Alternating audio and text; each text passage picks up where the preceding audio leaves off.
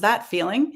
And the specific things we're going to be digging into are, how do you build soils that can better handle that too much or too little moisture before it is too late? What are the real economics of soil resilience? How can we aim for quick wins, and where should the focus be for long-term benefit? What specific in-crop management practices can help producers weather challenging conditions? And what role might new varieties play? I am delighted to introduce the three speakers that we have today. I'm just going to switch slides here. There we go. So these are our three speakers. We have Amanda Crook. She is the lead agronomist for Western North America for McCain Foods. We have Susan Ainsworth, who is the general manager at the Keystone Potato Producers Association, and our cover model, our cover person from the spring edition of Spud Smart magazine. You might have seen her sitting atop a great big pile of spuds. And we have Cameron Ogilvie, and Cameron is the soil health educator for the Soil Health Institute. So thank you to all three for making time to speak with us today. Up first is Amanda. So I'm just going to introduce each person a little bit more just before they actually present. Our plan is that each person will present for about 10 minutes. And so that'll add up to 30-ish minutes of presentations, and then we will open the floor for questions. If you have questions, please type them into the comment box at any point in the presentation, and our plan is to answer the questions following the presentations. A recording of this webinar will be available on spudsmart.com within 48 hours. And I've included my email address there on the bottom of this slide. If you've got comments, follow-up questions, if hearing from these presenters inspires you to want to be a presenter on an upcoming Spud Smart webinar, I'd love to hear from you. So drop me a line anytime. So our first presenter, as I said, is Amanda Crook. Amanda is the lead agronomist for Western North America for McCain Foods. In her role, she oversees agronomic and sustainability improvements in Alberta, Manitoba, Washington, and Idaho. She works with McCain's local agronomists in each of these regions to offer variety management guidance, agronomic extension services, and support for McCain's farm partners adopting regenerative ag practices. Amanda has been in the potato industry for 13 years and with McCain Foods since 2022. She graduated from the University of Minnesota with a Bachelor of Science and North Dakota State University with a Master's of Science. Amanda will start us off today by digging into the relationship between soil, water, and plants, and she'll be providing some advice from McCain Foods' perspective. She'll also be talking a little bit about how the new variety pipeline can play a role in managing challenging moisture conditions. Thank you for being with us, Amanda. Thanks, Madeline. So super excited to be speaking with you all today on such an important subject, that is moisture management. I live out in Western Canada, and already this year we've had interesting experiences with moisture this spring, both a combination of excessive rainfall during planting and also some limiting water restrictions in our irrigation districts. I'm thrilled to be presenting alongside Susan and Cam today, two awesome industry colleagues that I highly value and truly appreciate their knowledge and expertise. So let's jump into the first slide. I wanted to kick things off with a bit of a reminder of the basics on the water, soil, and plant relationship. So plant growth is dependent on a lot of things, but two major things, and that is soil and water. Soil provides the mechanical and nutrient support necessary for plant growth, and water is essential for those plant life processes. Of course, there are tons of resources online that go into great detail on this relationship, but I just wanted to highlight a few important aspects. For everyone that's on the call, something that we're probably all familiar with, but it's important to keep top of mind when talking about this relationship, is that texture dictates the water holding capacity of the soil. which in turn, it's kind of like a domino process, which in turn dictates how much water can be available for the plant to utilize. And that also in turn dictates your irrigation scheduling strategy. And that is if you have the ability to irrigate and don't rely just simply on natural rainfall to sustain your crop. So the irrigation strategy, scheduling strategy is simply about when you're applying water and how much you're applying water, which is highly dependent on the plant growth stage and its water use requirements. So as you can see, it's a really complex relationship. Next slide. So I wanted to also start off by acknowledging that there are many factors that influences landowners' access to water. I've listed a few of them here. I'm certain this is not like a fully encompassing list. There's probably others that I've missed. But a few that I wanted to highlight are the ones that I think are having the largest impact today. One of them, it seems that regardless of your geographical location across North America, you have likely experienced some type of weather extreme influence your farming practice and production.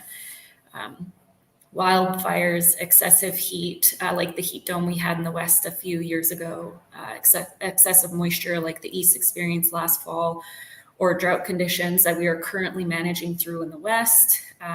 These are largely out of our control. They are out of our control. And as an industry, we are required to adapt quickly to these changing weather patterns in our area. Another one that I wanted to call out is land use changes. So as we see other industries enter into the potato growing regions, they are definitely causing competitive market for resources like land and water, which we are currently witnessing is putting a strain on our growers' access to those resources. Now let's invite the potato to the party. If I can go to the next slide here. So I'm certain everyone, must be familiar with the story Goldilocks and the Three Bears, right? So like if for whatever reason you didn't hear that growing up, Goldilocks invites herself into the bear's cottage in the woods, and she sees 3 bowls of porridge sitting on the table, and she tries one, and this one is too hot, and this one is too cold, and this one is just right. And I'm certain everyone can kind of look at that and go, oh, I can relate to that in some way or another. Well, I hate to be the one that calls out the potato, but the potato has a bit of a Goldilocks complex when it comes to water. We hear about it. The potato is very symptomatic when it is too much, and it is very symptomatic when it is too little. We are searching as producers, agronomists, anyone that is working in the field, that we're searching for that tight band of just right. And there are 2 main reasons why potatoes are the Goldilocks of agricultural crops, and that the first one is that it is a shallow rooted system, and the majority of the roots are concentrated in that first 12 inches of the soil profile. And second is that we know when provided adequate water, potatoes perform very well in light soil texture with high percent sand, which, as we know, has the lowest water holding capacity. So it definitely is that Goldilocks character in this storyline. And next slide. So far we've reviewed the basics of the water, soil, and plant relationship. We've discussed how most of our access or limitations to water are actually out of our control. And we've also acknowledged that we're in the industry, we're growing a crop, the potato, that is highly sensitive to water stress. And maybe my side comment is it's a good thing that folks that do work in the potato industry have grit, because you definitely need it when you're faced with all of these challenges. So just to pivot a little bit to some advice from your trusted processing partner on what you can do when you are experiencing too much or too little water during your growing season.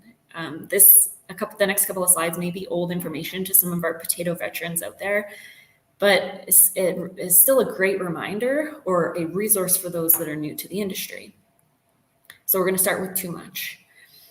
Obviously, it depends on the time of the year when you are experiencing too much moisture, but it is important to consider the conditions of the field prior to doing any sort of field activity like tillage, planting, or harvesting. Consequences of completing field activities when the soil is saturated could have long-term impacts on your field and soil health that you will have to manage through for many, many years afterwards. So it is best to hold back and wait until the field is fit for those type of activities. Another thing to consider when having a season of too much moisture is the risk to your crop inputs and your crop protection products. So breakdown or movement of some of these water-soluble inputs out of the target soil profile can leave your crop at risk of increased disease potential or early plant senescence, which in turn can influence your ability to store your crop or receive prime payable yields. So when stuff like that happens, it's important to have conversations with your agronomist or a McCain representative. The biggest factor to success in this case, when it is too much moisture, is definitely to increase your communication efforts with your McCain, whether it's the agronomist, the field rep, or the scheduler. We can assist in best management practice decisions and appropriately deliver your raw into the factory to help mitigate any on-farm challenges. So a real life example from our eastern growing region last year, they experienced excessive rainfall that resulted in storages that had up to 30% hollow heart. Again, this isn't something that was within our control. It's Mother Nature. That was just the cards that were dealt. But ensuring constant and consistent communication of the challenges that you are experiencing to the regional field teams has been truly critical in managing the defect in storage and making sure that your raw is getting delivered to the factory. So now pivoting to the scenario when you're experiencing a growing season with too little moisture. If we can advance to the next slide, thanks. There are obviously similar challenges to achieving prime payables in this scenario as well. If the crop is suffering from drought stress, it may result in an earlier than normal senescence, which in turn would result in a smaller tuber profile. That being said, in the West, going into a bit of a drought year, McCain does want to emphasize to prioritize quality of potatoes over quantity of potatoes. Of course, we all know that having the correct amount of moisture available to the potatoes through each of the growth stage is critical for ideal crop development. Hence this Goldilocks complex, like we want to hit that just right at all points of the year. However, if there was one phase of crop development that is the most important, if there was a hierarchy to access moisture, it would be at tuber initiation. So the early season moisture plays a key role in ensuring peak quality. Water stress during this time of year, stolonization and tuber set, can reduce tuber numbers per plant, result in yield reduction, increase in misshape in potatoes, potentially leading to sugar ends and poor processing abilities. Another thing to consider when facing a drought year is field selection. So I know this isn't a strategy that you can implement for this growing season given the time of the year, but it's something perhaps to consider in your future. When developing your crop rotation across your land, prioritizing your high potential fields for potato production, whether that looks like selecting fields with higher organic matter or heavier soil texture to ensure that higher water holding capacity. A field that has high resilience to perform, even in a drought year, may be a winning approach to achieving both quality and yield. And a real life example in this situation, of course, is in the West this year. So the largest irrigation district in Alberta has recently announced an allocation of 8 inches of water per acre for the land in that district. And this isn't a situation that we've experienced before. So at McCain, we have decided that this year is going to be a data collection year for us. We have invested in and will be deploying a collection of soil moisture monitors across the southern Alberta region, installing them in variation of soil textures, different potato varieties, different irrigation districts to attempt to collect as much information as possible on how effective we are at managing the water needs of the crop under such water restrictions. And this will help us develop best management practice guidelines for the future. Next slide, please. So if you are a McCain potato grower, you are probably already very familiar with all of this information here. And for those that aren't, McCain believes that regenerative agriculture must be at the core of the way that we grow food. Challenges are inherent in all regions and all seasons, but the key to success lies in the proactive management our growers do. We believe sustainable practices need to be both economical and environmentally viable. At the end of the day, it's all about assuring supply, achieving our yield targets, and investing in building resilient soils. The QR code on the screen, if you wanted to snap a picture right now with your phone, will take you directly to our recently updated regenerative ag framework with all of the details and explanations of the indicators there.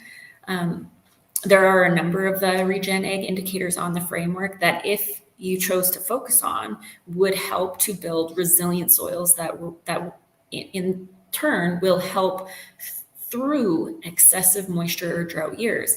A couple include, armoring your soil with cover crops, minimizing soil disturbance, enhancing farm and ecosystem biodiversity, and increasing your soil's organic matter. So these are some things that that Cam will cover in his portion of the presentation. Okay, so if we can't control the weather, perhaps we can focus on something that is within our control, which is the varieties we plant. Next slide, please. So the development and adoption of new varieties is critical for maintaining supply of potatoes. There is no one variety that will solve all of North American challenges. And similar to a financial portfolio, we need to diversify the risks with multiple varieties. Customers are increasingly engaged in conversations around varieties and the importance of flexibility to assure supply for the long term. There is a need for climate-resistant varieties to continue to deliver the volume and quality that the customers expect, and we believe we have those varieties. They have plasticity, heat stress tolerance, and more. McCain's widely shared goal for 2030 is to replace most of the standard varieties that have been grown for many years and to move into the adoption of new varieties that will drastically reduce nitrogen inputs, improve water use efficiencies, and improved yield. They also may have the ability, with some of these varieties that are shorter season, creating opportunities for example, cover cropping or reduced water needs to grow that crop. Some of the growers that have experience with these new varieties so far have been reporting between a 5 and a 10% reduction in irrigation use with their couple years of experience. And I think at the bottom line of all of this, with the new varieties and the regenerative ag strategies, is supply assurance. Okay, so last slide here. So to wrap this up, then before I hand it over to Susan to share her experience with tackling moisture challenges, I offer this formula, propose this formula to successfully managing water challenges in the future. So I do think that if we focus on building resilient soils on the farm, if we adopt new varieties with increased water use efficiencies and efficiencies all around, input efficiencies, continue to provide extension services like this webinar or any on-farm research or any sort of grower education, if we continue to invest in technology that advances our management of these water resources, that this would be one piece of the puzzle that results in assured supply for our market.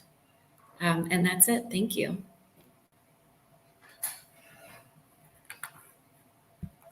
Thank you, Amanda.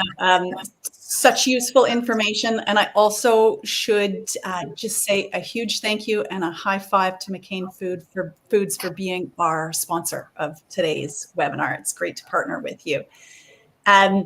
I am going to just, there we go. Add Susan here. Susan, thank you so much for being with us. I'm just going to introduce you. I did briefly say that you were, that you are a well-known face in the industry. You've been in the industry for a long time, and you are an even more well-known face now that you are the cover of our spring edition. Susan is an agrologist and the still relatively new general manager of Keystone Potato Producers Association. I think, have you been there now for almost a year? That's correct. Yep. Okay. Which, of course, Keystone Potato Producers represents processed potato growers in Manitoba. Susan has worked in the potato industry in Manitoba for the past 27 years. She says what keeps her in this industry is her passion for working with producers to help advance their productivity, profitability, and sustainability. I keep saying she, I should be saying you, Susan. You have a Bachelor of Science in Agriculture from the University of Manitoba and an MBA from Shannon School of Business at Cape Breton University. You are also the owner of Stolen Glance Agronomy Limited. Susan, your plan today is to talk about the economics of moisture, exactly how too little or too much impacts a grower's bottom line, and why it's so important to build resilience into soil. As always, it's such a pleasure to chat with you. Let me just bring up your presentation here. Great. Thanks for the introduction, Madeline. And thanks for the opportunity to be able to speak today with Cam and Amanda. Greatly appreciated. And this is certainly an important topic. And I think Amanda did a great job in sort of setting the stage of why this is so important and why potato is maybe, I like how she used the term Goldilocks, because it is a very shallow rooted crop, which makes it more susceptible to these moisture fluctuations. So when we talk about the economics, water is really either directly or indirectly a part of everything, or all the attributes that growers are financially compensated for. And so she also made mention of quantity over quality. And I want to talk about that a little bit more too. So obviously yield, we tend to think of as the big driver, but in potatoes, as most of you know, quality is equally, if not more important in some cases. So size profile, specific gravity, fry color, sugar ends, bruising, hollow heart, rot, these are all the attributes that the growers are compensated for on their contracts. And what I want to talk about when we sort of look at how moisture impacts these things. And in addition, how moisture indirectly through either altering the soil temperature, because it can obviously cool it through evaporative cooling, and also through some of the implications that it has with fertility. So moisture can have, again, direct impacts or indirect impacts to some of these quality attributes. So I'm going to tell the story with a bunch of pictures that I've sort of collected over the years, because I think sometimes the saying is true that a picture is worth 1,000 words. So let's hop into it. The first slide we'll talk about is sort of too little. So again, Amanda did a great job of talking about the importance of moisture early. And so again, I want to reiterate that. This point of tuber initiation, so you can see in the one photo there, initiation is really when those hooks start to swell and you get those little tubers starting to form. This is when you know this is a really critical time for soil moisture in potato. And on the bottom there, you'll see it goes hand in hand, again, soil moisture with soil temperature. So if you have high temperatures in your growing season at this point in your growth stage of your potato crop, you want to ensure, it just makes soil moisture maintenance that much more important. So we can see a plant there that's under some stress where the stolons are extending out and starting to run instead of producing a tuber at the end of it. So I've sort of put a comparative plant side by side there of what it should look like versus a plant where the stolons are starting to run. That obviously is going to impact yield, but also your profile size and uniformity. So this is when the plant is determining how many tubers to produce. So you can see on the bottom right there, a plant that was not under stress at that time of tuber initiation, where you've got a good set, and then a plant that has a much lower set as a result of having some stress. Now, one thing I want to spend a little bit more time on and attention to is sugar ends, because this is a really important one, and this is where the quantity over quality comes in. If you produce a crop that the processors struggle to process, it doesn't matter what your yield is. If you're not able to haul that when you want to haul, or put that into a SKU that the processor is running, it's going to give you all kinds of problems. And so this is why Amanda is referring to, if you are restricted in the amount of water that you can use in a season, make sure that you're putting it up front where it's going to have the most impact on some of these quality issues. So from a physiological standpoint, what's happening with the sugar end is, obviously in a plant, the leaves through photosynthesis are creating sucrose. That sucrose is translocated down to the tuber, where it's converted to starch under normal conditions. If you have stress at this time of tuber initiation, what's happening is the enzymes that are responsible for that conversion of sucrose into starch are damaged, and the cell function actually changes. And so the sucrose either stays as a simple sugar, or it's further reduced into glucose and fructose. And those reducing sugars are what causes that fry to fry dark at the end. And so if you're digging up potatoes at this tuber initiation time and you start to see some of those really small tubers, so really the critical time is when those tubers are dime size to an egg size. If they start to look pointy, you know that they have undergone some stress. So the critical threshold for soil moisture to avoid this happening is staying above 65%. So really 55 to 65, in that range is when you're going to see problems. And it really only takes a single stress event for this to occur. So I have one really ugly picture up there. This was just a plant that was planted outside the span of the pivot. So you can see how critical it is when you don't have any moisture on some of these coarse textured sands. It's critical to have moisture there. Otherwise, you get these quality issues. So number one, we want to make sure we set the plant up with a decent set. Number two, we want to ensure that the quality is there. And once you have created that damage or sugar end in that tuber, you can't overcome that with proper management later in the season. And lastly, there's a slide on the top right. Low moisture at initiation or early season can also be a contributing factor to common scab. So something to keep in mind. There all are these other sort of complex situations where it's having an impact on other pathogens as well. And maybe that's a good lead into the next slide where we talk about too much moisture. So again, this is the extreme. So we talked about too dry. If we look at too much moisture, or if we're in a situation where we have saturated soil, I've shown a picture there where we've got water sitting in a wheel track of a pivot. Those situations where you have saturated soil, you'll get a tuber that's the picture immediately adjacent to it where the lenticels are wide open. So the lenticels obviously being the part of that tuber where gas exchange occurs, or the ability for that tuber to breathe. So when that's impeded by saturated soil conditions, those lenticels have to swell. They're trying to increase their surface area for gas exchange. The problem with this is when that happens, that's opening that tuber up to infection with soft rot. This is one of the reasons why we say if you've had moisture or water that's been sitting in an area of your field, make sure that you don't harvest that. So even if at harvest time that water is gone and you're able to pull the digger through there, you may not want to if you had water laying there earlier, because you would have had a situation like this potentially, where you may be harvesting tubers that have this soft rot infection. So the picture on the far right top is almost the worst case scenario in my mind, which is where you've had this infection happen, but the tuber has stayed intact. You've been able to harvest it. And now the issue is that you're probably going to put that into storage where it can cause you some serious storage losses. So I've got some pictures of obviously some soft rot, pythium, pink rot.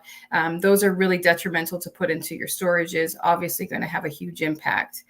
Also want to talk about just having excess moisture and having that additional moisture in the canopy and what that does from a pathogen standpoint. So it can increase the incidence of white mold, of gray mold, or botrytis. And anytime you have some of those stem infections, if that takes out those stems, it's also limiting the supply of that sucrose moving, and all of the tubers that are associated with that stem are no longer able to bulk.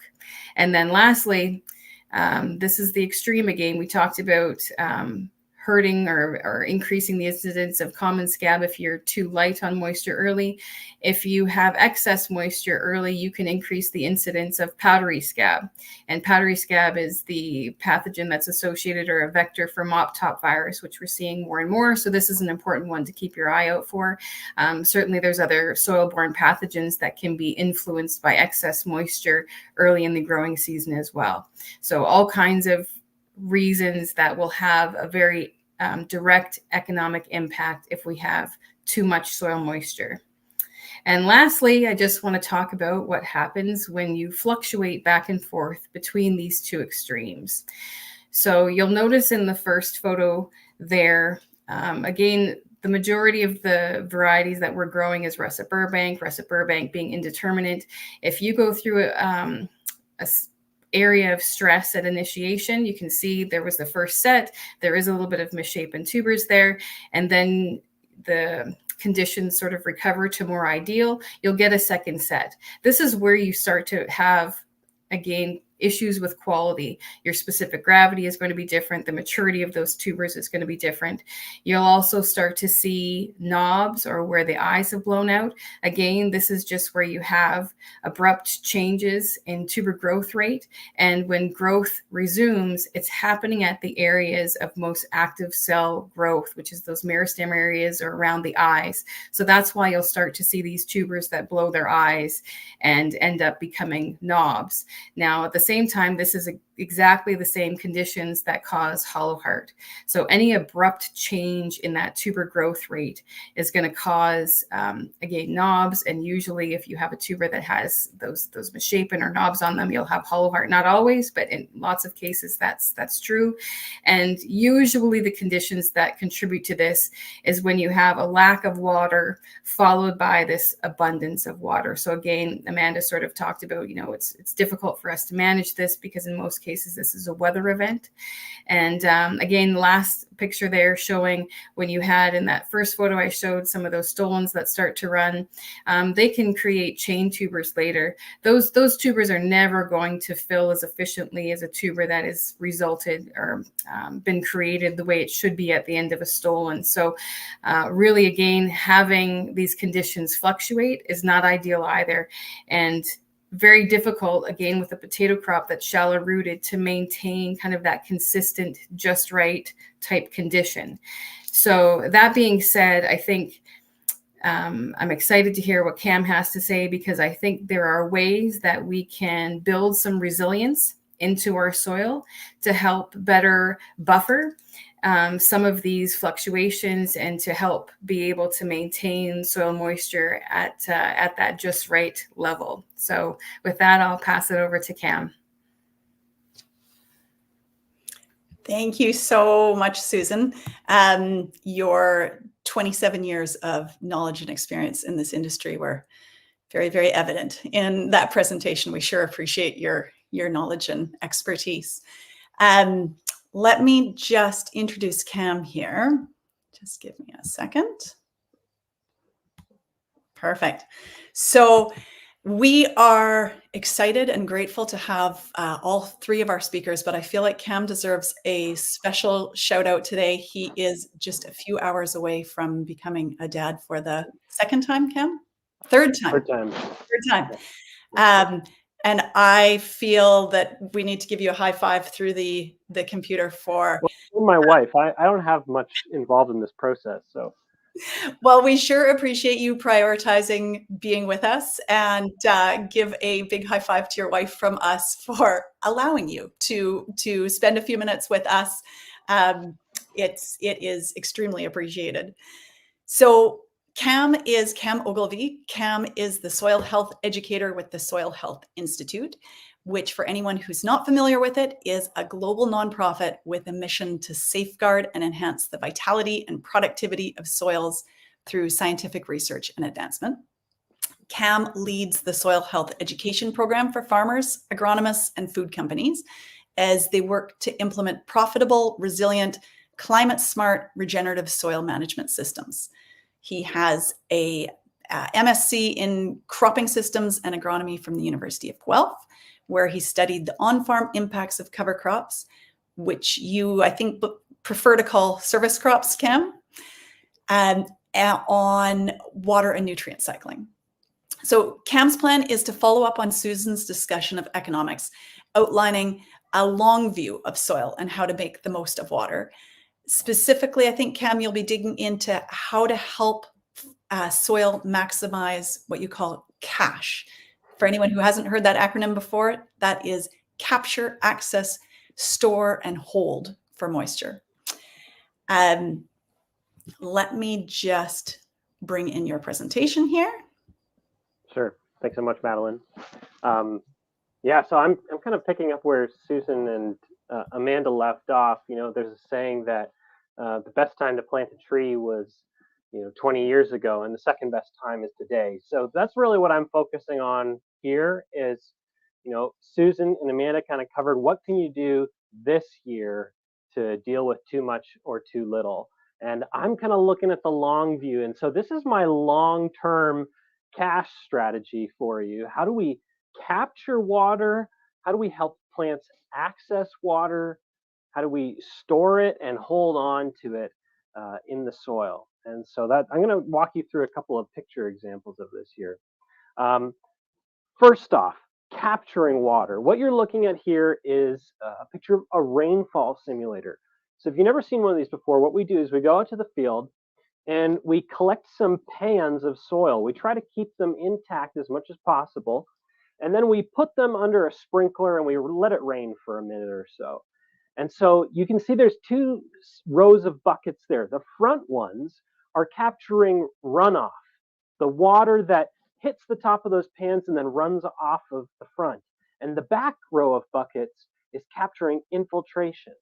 And what you should be able to see is that the three pans on the right with living plants there or crop residues on the surface, there is next to no runoff on those soils. All of that water is being captured. It's moving into the soil. And the reason for that is because when that rain hits the soil surface, it's got a lot of impact to it. And it can break apart the soil structure. And when it does that, it starts to fill in the pores that exist in your soil, those macro pore channels that move water down in. That soil will fill it in, the surface seals, and you get runoff. And so this, I think, is a really important principle. Keeping the soil covered provides some nice protection to enhance water capture. But there's other things that contribute to water capture as well. What you are seeing here is a clod of soil that I took from a wheat field that was following an alfalfa crop, and it's going to potatoes next year. And what you're looking at in the center there is a macropore channel left over from an alfalfa root. So as that alfalfa root was decomposing, being broken down by the organisms in the soil, it left this beautiful channel that's really going to help to capture, get that water into the soil. But I hope what you can see as well is not just those large channels, but there's a really nice mix of different sized pores there. You've got some medium-sized pores, some micropores. You've got some earthworm frass that you see there, or you can see the activity that's been going on from the different soil organisms that are there. All of that is going to also be a key part of being able to eventually store and hold on to that water and allow that water to move through. So the only way that we get this is if we don't disturb the soil. If we till the soil pretty intensively, we remove all those pores, we disconnect them, and so no longer are they able to bring water into the soil. It can't move through the soil profile when those pore channels, when that structure has been disturbed. So that's about capturing water. When I think about accessing water, this is one of the first things I go to. These are telltale signs of soil compaction.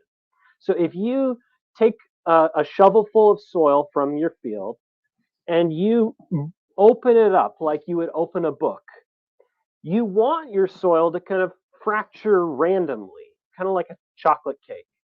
But when you open it up and you start seeing these horizontal fracture lines, that is a telltale sign of compaction. And one of the things that comes along with it is, in this picture on the right, you may be able to see the plant roots here are growing horizontally along that fracture plate. And that's not ideal for water capture, for plants to be able to access water. Plants like to access water through their fine roots within the soil matrix, not along these compacted layers. So in order for that root to be able to do that, it's got to punch through that compacted layer. And right now it's just taking the path of least resistance and moving horizontally. So that's another sign that you might have some limited access to water there. One of the ways that you can kind of combat that is by trying to get as many roots growing in that soil as you can to bust up that compaction. Tillage can be a two-edged sword. It can be used to alleviate compaction, but then often what it does is it ends up creating a compacted layer just below wherever that implement was set to, whatever the depth was, or because it's removed a bunch of the soil structure, then it leaves the soil that much more prone to be compacted afterwards. So if you're going to do like a targeted um, subsoil kind of to remove compaction, get some living roots in there as soon as possible so that they can fill up those cracks, fill up those gaps, and start building some structure into that soil. You can see different types of plants have different root systems. On the left, there's sunflower and turnip and phacelia. They've got more of a taproot, really good and strong for being able to bust through compacted layers. In the middle, you've got millet and oats, more fine-rooted grasses that help to aggregate soils, build structure, build more of those medium-sized pores in the soil. And on the right, of course, some nice benefits that you get from adding legumes into a mix like this. You get a little bit of nitrogen fixed, can offset some fertilizer a little bit. So lots of nice benefits from different plants. And so you can get some payoffs from having a diversity of plants, but particularly getting cover crops and perennials into the rotation can really help to bust up compaction and improve water access. Before I talk about storing and holding water, I want to just share a little bit about a project that we did to evaluate soil health measurements across North America. And so we went to 124 long-term experiments comparing soil health management practices. So think of full moldboard plow to no tillage. Think of compost and manure applications to no organic amendments added. Cover crops to no cover crops. These are the types of experiments here. And we took soils from all the different plots and we ran over 30 different soil health tests on them. I want to show you data from water holding capacity from this side of things. So what you're seeing in these graphs is the change in field capacity moisture. Field capacity is the amount of water that is held in your soil after what can drain freely from gravity has been removed. So you could also think about this like your bathtub. You've got an overflow hole on your bathtub, and so when it's full up, all the water that's freely drained is gone, and so there's still a little bit of a gap from the top of the tub. It's not overflowing. So that's what field capacity is kind of like. And you are looking at the change in that based on different practices, keeping crop residues in the system, cover crops, organic amendments, reducing tillage. There's two ways you can measure this. One of them is using repacked cores. We go to the field, we collect a soil core, we bring it back to the lab, we unpack it, and we repack it again, and then we measure field capacity on that. This really shows the impact of texture, but as you can see here, there's no real benefit from these management practices on field capacity if you measure it that way. So these practices have been in place for 10, 15, 20 years, and when you've removed all the structure, there's no change in field capacity. However, when you use intact cores where the structure is in place, now all of a sudden, we can store more water. We have more water holding capacity in these soils when we're keeping crop residues in the system, applying organic amendments, and reducing tillage, reducing how much soil disturbance takes place. Why is this relevant to potato production? Well, I think this makes the case for why we should try to minimize how much we till the soil as much as possible going into the potato crop. I know there's a lot of preparation that tends to happen, but what this is showing is the more you break down the good structure you've built up throughout your crop rotation, the more you break that down going into your potato crop, the less you're going to see the benefits of that good soil structure that you've worked so hard to achieve. So trying to minimize disturbance is really, really key to being able to increase the amount of water that you can hold on to. I think this is another really great point for why you shouldn't just look at one soil health indicator. You know, a lot of times we talk about the importance of organic matter for holding water in soils, and that's true, but you know, here's soil structure. This is a really important part of the picture as well. And so this is why at the Institute, we actually recommend a suite of soil health measurements. We look at soil organic carbon. So that's just the carbon fraction of organic matter. Carbon mineralization potential is a measure of microbial activity. And then aggregate stability is a great measure of soil structure. And we love it because you can do it yourself using your smartphone. So there's a Slakes app that you can get from wherever you get your apps. And it's measuring what you're seeing in the video right now. When you expose soil to water, it will either hold together because it has good structure, like the clod of soil you see on the left, or it's going to slake and break apart, like the soil that you see on the right. The soil on the left is not compacted. It has good structure, and so when it gets exposed to water, the water is not bursting it apart. It's holding together. What that looks like in the field is something like this. This is a slump test. So what I did is I went and I took large clods of soil from a field that's long-term fallow. So you got to imagine it's got living roots, it's fully covered, and it hasn't been disturbed in years. All kind of ideal conditions as far as soil health and water holding capacity is concerned. I took a big clod of that and I put it in a basket. And I did the same from a field that was in grain this year, but it's in a potato grain rotation in Maine. These are the same soil type, but they've been managed differently. And so when you submerge these in water, let them sit for a minute or two, they get fully soaked, and then you dump them out on the table and you see what happens. On the right, where that soil's been heavily disturbed, there's not a lot of good structure in place, not a lot of good roots to hold that together. It collapses. And this shows you the challenges that you run into with waterlogging, overly saturated soils. When these soils that don't have good structure get exposed to water, what's there collapses. It leaves that soil much more prone to low oxygen environment, leaves it much more prone to compaction. You may end up with some different harvest issues. I know a lot of growers often point out, well, I'm not sure I want to dig potatoes out of a field that's got tons of roots in it. And so there's challenges there too. But I think this just illustrates the benefits to having that good soil structure there to be able to handle the water you've got, that your storage for water doesn't collapse on you once your field gets wet. So that's what I've got for now. Looking forward to continuing the discussion with Susan and Amanda.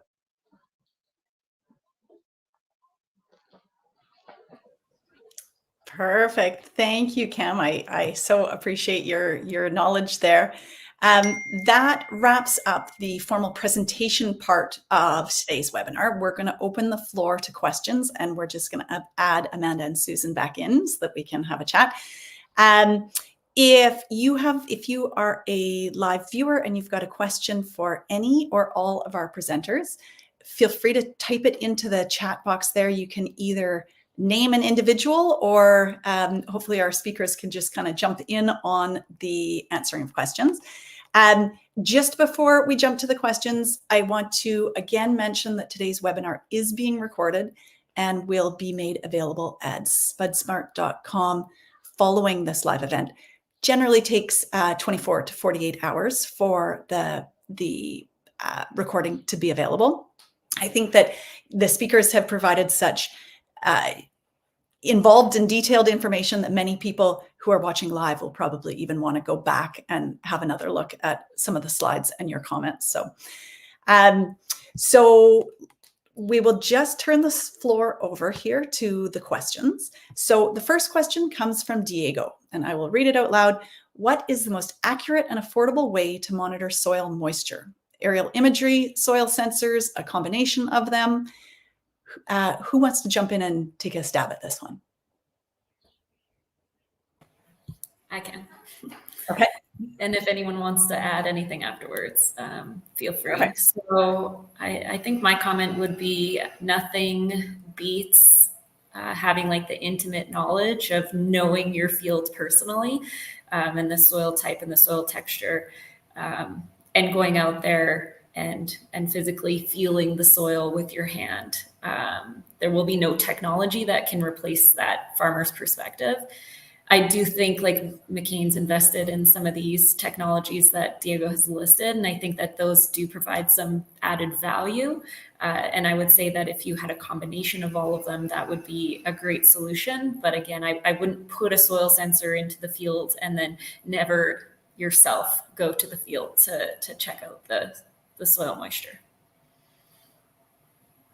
Excellent. The other thing I'd add to it is that there's different types of soil moisture sensors. So you can measure volumetric water content. So think the amount of water, the volume of it in the soil profile, or you can measure water potential, which is the pull on water in the soil. If you think about a straw or a graduated cylinder, you see the water kind of pull up on the edges. That's because water has a little bit of a chemical pull on itself. And so that's how water gets held in soil pores. And if you just measure volumetric water content, it doesn't actually tell you how much is available to the plants. That's actually more related to how tightly held that water is in soil. And so I think there's even been if I've got my knowledge right, I think there's even been a transition towards more water potential based sensors for irrigation monitoring. So that's all that I'd add there. Perfect. Susan, do you want to add to that at all? Nothing to really add. I agree with Amanda. I think nothing really replaces that connection that a farm has with their own soil, and nothing will really replace putting your hands in the dirt. I think there's a place for technology, and but not as a replacement for being out in your field. Perfect. Okay. I've received a few texted questions that won't come up on the screen here. So let me just read to you. Growing season stress, whether we're talking too much or too little moisture, translates to physiologically old potatoes, and obviously impacts storability. How much do growers need to keep managing a stored crop differently if kind of thinking back through the season to if it was dealing with moisture stress early in the season, mid-season, late season? I think this really depends on what's the status of your crop is at the time that you put it into storage. If you've had too much moisture and you're worried about soft rot, you're going to manage your storage accordingly. If you've had reduced moisture that's had an impact on the maturity of your crop and you're worried about fry color, for example, hopefully you know that, do some sugar testing prior to harvest, and then again, store that accordingly. So again, I think because moisture can have all of these impacts on your crop, the important piece is having a good understanding of the quality of your crop that you're putting into the bin, and then managing that accordingly. Physiological aging from that stress, we tend to think about more on a seed standpoint versus a processing crop standpoint. But no, it's absolutely critical to know the health of the crop that you're putting into your bin, for sure. Amanda, do you want to add anything from a processor standpoint?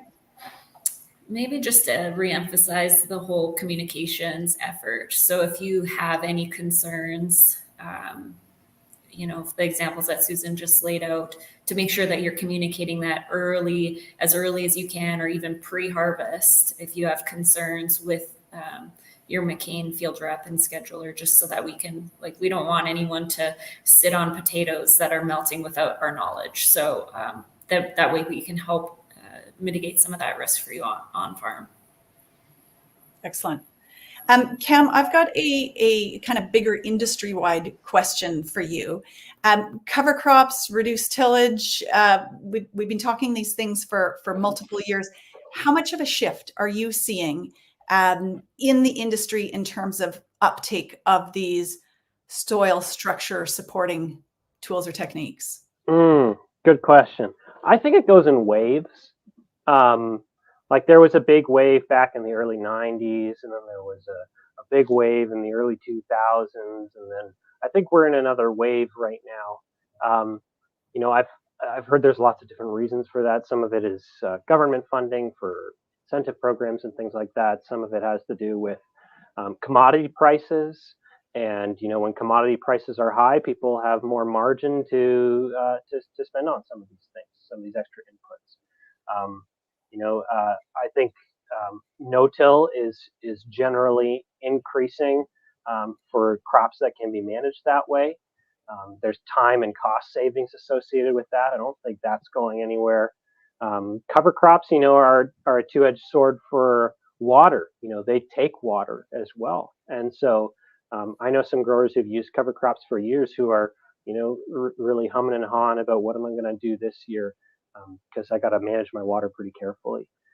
So we'll just see. I think a lot of these things are here to stay. There's been some great surveys that have come out of University of Manitoba looking at cover crop use across the prairies, and that's, I think, going in a positive direction as well. Susan, could you add to that? What are you seeing amongst your producers? Oh, I agree with Cam 100%. I think it's dependent on farm. I think his comment on moisture is an important one. So, and dependent on whether or not your cover crop is replacing a cash crop, so a full season cash crop, or whether you're utilizing a cover crop in the shoulder season. And so producers' ability to be able to irrigate in those rotational years makes a big difference to whether or not a cover crop is a fit for the farm or not. And also what crops they're growing in their rotation, and is there enough of a shoulder season to get something established? And if you do get something established, what do you choose? Do you choose something that can overwinter that then is going to utilize soil moisture in the spring? Or do you want to use something that winter kills that then can save some of that early spring moisture for whatever crop you're growing? So I think there's a lot of different factors that need to be considered. And that's where Cam's saying, it can be a double-edged sword. And I think that's an important consideration, that some of these practices are not just a given fit for every farm. Each individual farm really needs to look and figure out their own needs and what it is that they're trying to accomplish, and then choose the appropriate practice to achieve what it is that they want for an outcome. Yep. It requires adaptation.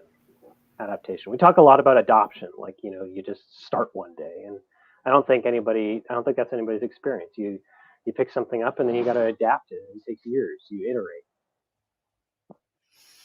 Amanda, do you want to add from a processor perspective what McCain Foods is doing in order to encourage uptake? Yeah, so we've definitely had a big emphasis on our extension services in this area. Of course, McCain has our Farm of the Future locations, the one in New Brunswick, where they're producing potatoes using only regenerative practices. And then we've also, this last summer 2023, kicked off our Innovation Hubs concept, which is taking the Farm of the Future concept, but bringing it into region. So it's more of a regional related situation. And we're looking at things like, cover cropping, reducing EIQ chemistries applied to the field, looking at new varieties, for our nutrient management strategies, reducing tillage, you can go on and on. Basically, every indicator that's on the McCain framework is something that we're focusing on within all of our production regions across North America now. So it's really what we're trying to do is provide a little bit of risk mitigation for those farmers that we've partnered with in these Innovation Hub Farm projects, and really just trying to make sure that it's regionally relatable for the growers in that area. So they have an example of how this transition could potentially work for them. Perfect. I'm seeing a timer on my screen saying that we just passed the 1 hour mark. And I always try to tell all of our viewers that we'll keep it to an hour. So I feel like we could continue chatting for at least another hour on this very important topic. I just want to follow up with one quick question for you, Cam. One of our viewers asked if you could go a little bit deeper about the use of Slake. Explain that a bit more. Okay, so it's a phone app, and the way that it works is you can go and download the app, and what it's going to ask you to do is you take a new sample. It's going to give you some instructions. You create a sample ID on there, and then it's going to give you kind of a viewfinder, and you're going to want to set this up on a stand so that it's not going to move. And then you're going to have some kind of plate underneath it. That plate you're going to start out with that plate empty, and then you're going to add your aggregates in. You'll take a picture with the app. Then you're going to add some water to that plate. You'll take another picture, and it's going to start a 10-minute timer. And then it'll take a before and after picture of before at the start and after at the 10-minute mark. And it's going to measure how much those aggregates slaked or spread apart in that time. And it'll give you an index there. The higher the index, the more stable and better structured that soil is. Now, this is, of course, going to depend on your texture.